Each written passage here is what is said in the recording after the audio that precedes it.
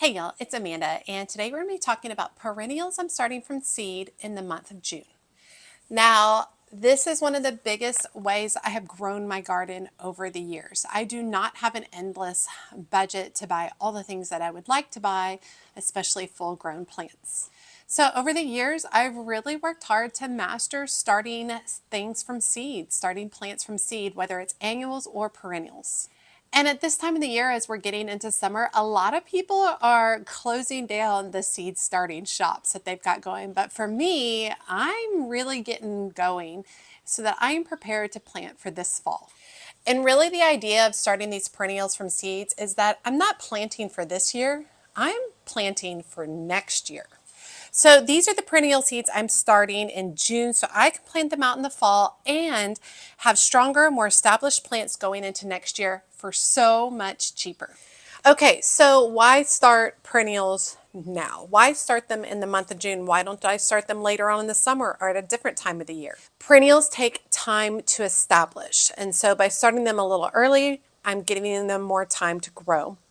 Starting them now equals stronger fall transplants, which is my goal. And then if I plant them in the fall, I'm getting better root development because they have time over the winter to grow and establish themselves. Okay, but let's get into the fun part, the 10 varieties that I'm going to be starting in the month of June. All of these were purchased from Swallowtail Garden Seeds. It is my favorite place to purchase seeds. I am not sponsored by them. I don't receive any kind of discount or any kind of benefit getting from them except that I'm getting great seeds. I'm paying the same price as all of you. Okay, so as I talk through each of the varieties, I'm going to talk about their sun needs, their water needs, height, the zones that they're hardy to. Then we'll talk about description of what their appearance is, and then a few tips about growing them. Okay, the first one is Rose Queen Salvia, and I'm growing this along with many of these mainly for the new garden in the backyard, that big area where I'm really wanting to have lots of perennials and things that just do great with a little bit of neglect. So Rose Queen Salvia requires full sun, low to moderate water needs. It reaches about 18 to 24 inches tall, and it's hardy in zones 4 through 9. It has beautiful upright spikes of rosy pink flowers that are just lovely, deep green foliage, and it reblooms if you cut it back, and that's true for all salvias. Once they get all of their bloom stalks going and those blooms start to fade, you can cut it back by at least half and it will produce additional blooms. It has a clumping form, so it's not going to spread out, but it kind of clump together. Pollinator magnet, big time, especially for bees and hummingbirds in my particular area. And this particular one is a very long-lived perennial. So it's something that if I plant it in my garden, I'm going to have it for years and years to come. Rose Queen Salvia is one of those plants that gives you structure and color at the same time, and it keeps coming back over and over again. Salvia is always a good one to start from seed. It's pretty easy to start from seed, which is lovely.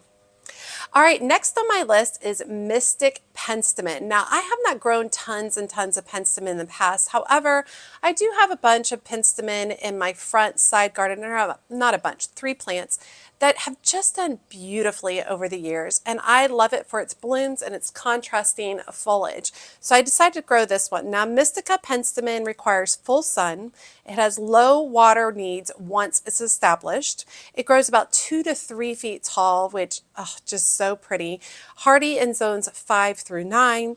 It has airy spikes of tubular flowers, soft purples, pinks, and lavenders. Absolutely beautiful. And it has a light open habit. So most of its greenery and foliage is towards the base, and then it has tall, wiry stems, which are beautiful. Now, this is a short-lived perennial. Max, it's probably going to live 3 to 5 years, but that's no problem for me.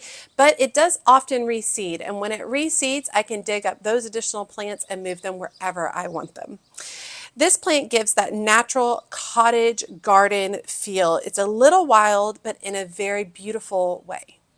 And so if you think about that Rose Queen Salvia and now this Mystica Penstemon, you can have the Mystica Penstemon with that Rose Queen Salvia layered in front of it. It'd be super pretty. All right, next on my list is Grandview Nepeta. I've had a lot of luck with growing Nepeta in my garden, and I'm kind of obsessed with it. I just absolutely love it. So Grandview Nepeta requires full sun. It has low water needs. It grows only about 12 to 18 inches tall, which is a really good size for Nepeta because a lot of them can grow much shorter. It's hardy in zones 4 through 9. It has soft mounds of gray-green foliage, which is really important to me because it's going to offer some contrast. Lavender blue flowers that cover the plant. A loose flowing shape. So now, we talked about a clumping shape. Now this is a loose, soft shape. So once again, adding more contrast. It has a spreading, mounding habit. It is a very long-lived perennial that actually can be divided multiple times, which is really great. So Grandview Nepeta is one of the lowest effort perennials you can grow. It just keeps going and going and going.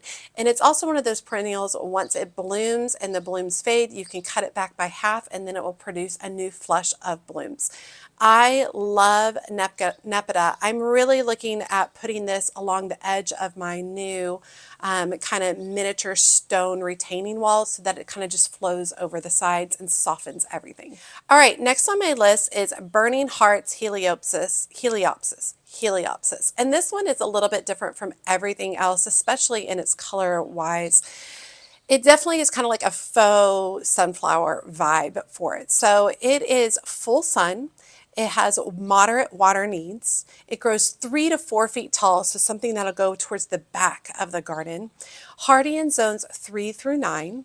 It has bright yellow daisy-like flowers with dark centers and a bold, upright presence, which I'm really excited for. It has a clump-forming habit, so it's got lots of foliage down low, and then it has tall stems of blooms, and it is a very long-lived perennial, so that'll be lovely.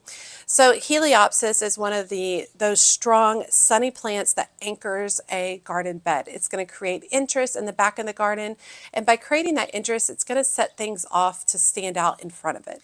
And I really like the Heliopsis that it's going to give me that sunflower vibe. I can also harvest it for cut flowers as well, but I think it'll also have a nice airy look, and it should grasp itself in the wind and flow in the wind. I think it's going to be very cool. All right, next on my list is purple lovegrass, and this one is very different for me because I'm not actually typically into a lot of grasses, but I do see the need for putting some grasses in some different areas to create some different backdrops for other plants. So purple lovegrass requires full sun. It has low water needs. It grows only about 1 to 2 feet tall and is hardy in zones 5 through 9. It's a fine textured grass, very fine textured grass with airy purple-pink clouds of blooms. I think it almost has a burgundy vibe to it. Soft, hazy look in the landscape, so once again create kind of a softness and a great backdrop for other plants. A clumping ornamental grass, and it's a very long-lived perennial. So purple lovegrass adds that soft, dreamy texture, and it's more about movement than the actual flowers. And if you can kind of envision that purple lovegrass blowing in the wind, it's going to be absolutely beautiful. All right, before we go on to the remaining 5, now I'm going to be growing all these perennials from seed. I'm going to be growing a lot of them because the ones I don't use, I'm going to be giving to my friend Kristen for her to plant on her own property. If you haven't checked out her own YouTube channel, she is Hidden Haven Gardens. She's got a couple of videos up. She needs some more encouragement to keep going. She has a massive property, and so by growing these perennials for both of us, it's going to save us a ton of money in the end. All right, next on my list is Cheyenne Spirit Echinacea, and I have grown Cheyenne Spirit in many places in my garden, and I love it. I love its array of colors. Any kind of echinaceas are very hardy plants. Cheyenne Spirit requires full sun to part shade. It has low water needs. It grows 2 to 2.5 feet tall, hardy in zones 7 through 9. It has large daisy-like blooms in a mix of colors in reds, oranges, yellows, pinks, and whites. It is has a prominent cone center, so the center of the flower. It is clump forming and long-lived. And I really have a vision of having a drift of like a dozen of these Cheyenne Spirit Echinacea just kind of drifting through the space.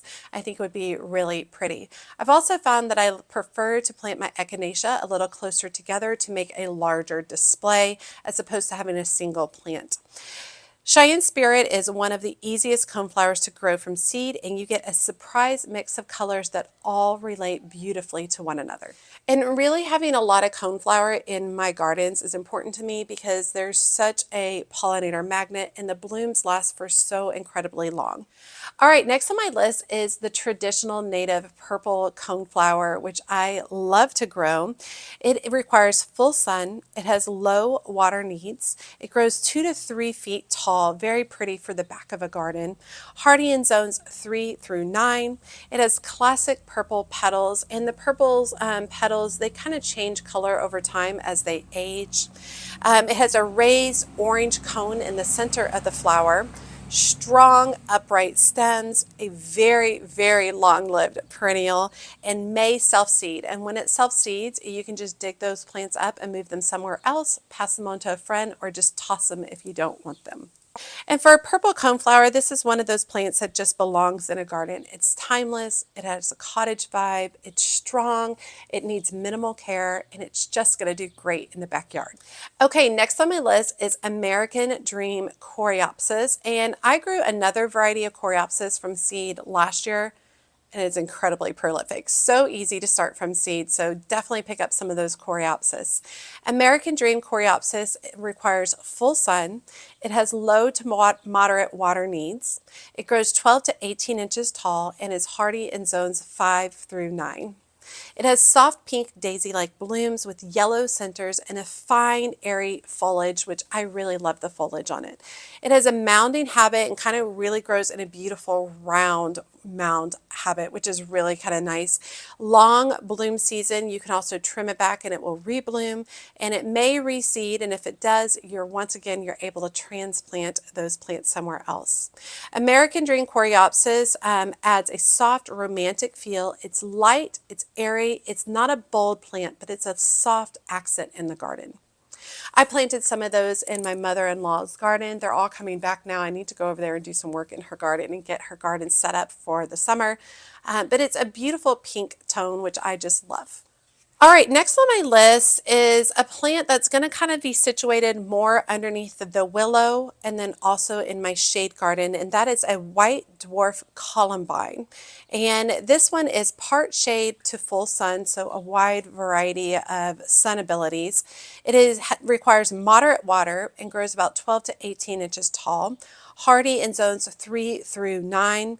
It has delicate white nodding blooms, unique spurred petals. It's a very sweet looking plant. Fern-like foliage. It is a short-lived perennial, so I'm only going to have it about 3 to 5 years, but that's fine. But it does reseed easily, so I'm hoping the area where I planted in, it reseeds, and that area is just full of these dwarf white columbine flowers.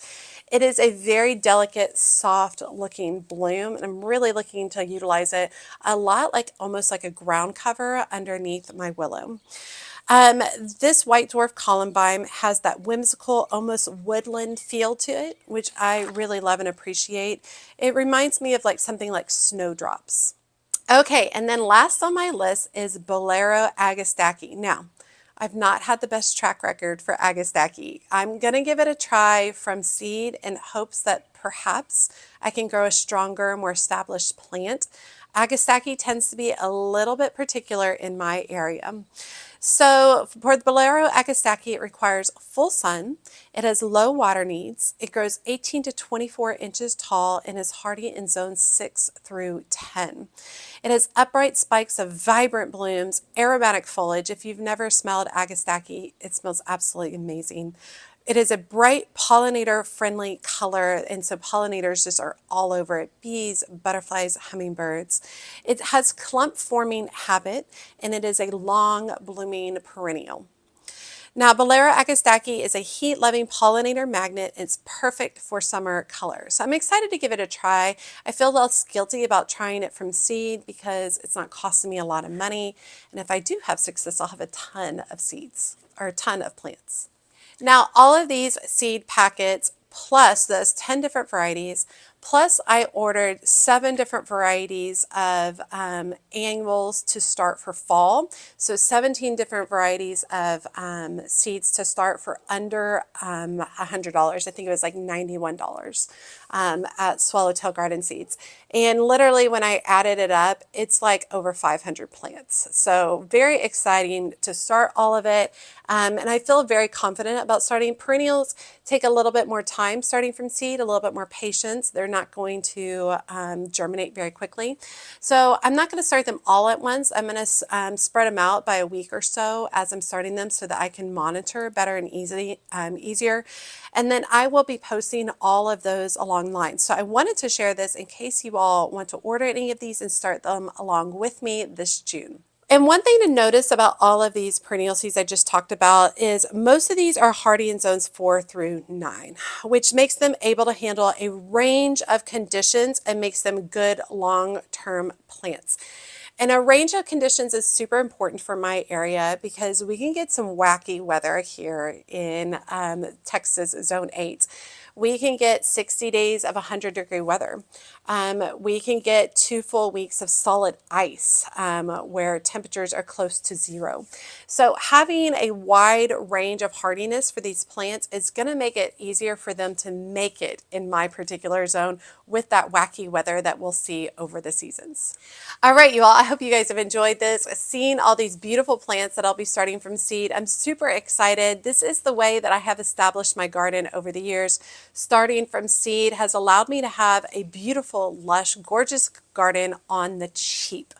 And it's something that I really feel that has established my garden faster. It's giving me a greater appreciation of the entire growing process. And there's a lot of pride when you walk around your garden and you see these plants that you started from this minuscule tiny seed and how they're thriving, growing, producing, and providing within your garden. All right, you all, and if you're like me and you are on a gardening journey, you would like to do that with some gardening friends, be sure to check out my Patreon community. We go over a lot of seed starting stuff. We're just people who love to talk about gardening, and you can find that link in the video description below. If you decide to join and become a certified Mad Gardener, you get access to lives, exclusive videos, group chats, and direct messaging to me. All right, you all, as always, she's a Mad Gardener or a decorator or anything else that she wants to be. Thanks, y'all.